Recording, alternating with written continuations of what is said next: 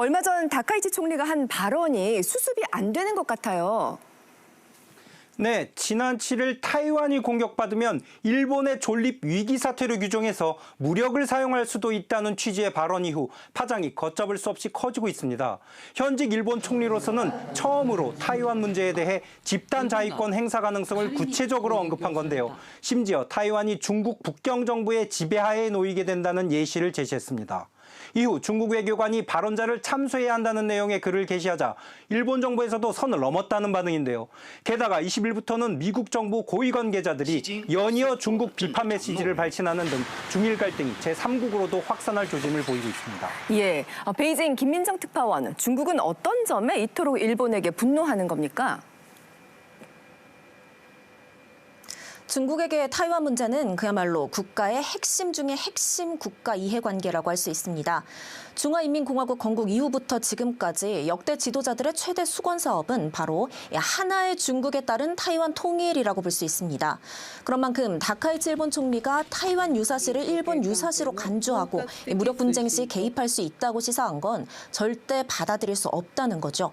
중국 외교당국에서부터 관영 매체들까지 총동원돼 일본을 공격하는 것도 이 때문이라고 할 수 있겠습니다. 그렇군요. 일이 커지는 모양새인데 혹시 일본 총리가 관련 발언을 철회할 가능성은 없는 건가요? 아무래도 당내외 지지 기반이 반중 성향이 강하다 보니 정권 초기 드라이브 기조를 유지하기 위해선 전면 철회하기 쉽지 않다는 것이 중론입니다.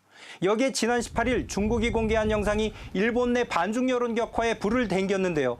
양국 외교관 회동에서 일본 당국자가 고개를 숙인 모습인데 일부 장면만 포착해 공개하면서 중국 측의 우위를 과시하려는 의도 아니냐는 해석이 일본 언론에서 제기됐습니다. 현재 일본은 예정됐던 중국 교류 행사 상당수를 취소하거나 연기하면서 양국 관계는 당분간 냉각 분위기로 접어드는 국면입니다. 중국 역시 반일 정서가 급격히 고조되는 상황입니다. 중국 당국의 일본 여행 자제 권고에 이어서 사실상의 일본 영화 상영 제한 조치도 있었죠. 여기에 수산물 수입 제한 조치까지 이뤄지게 된 상황이라고 하겠습니다. 하지만 더 강력한 추가 조치가 있어야 한다는 여론이 광범위하게 형성되고 있습니다. 이런 가운데 주일 중국 대사관은 유엔 헌장에 독일과 이탈리아, 일본 등 파시즘 군국주의 국가가 다시 침략을 향한 어떤 행동을 취할 경우 중국과 프랑스, 미국 등 유엔 창설국은 안보리의 허가 없이 직접 군사 행동을 할 권리를 보유한다고 규정돼 있다고 밝혔습니다.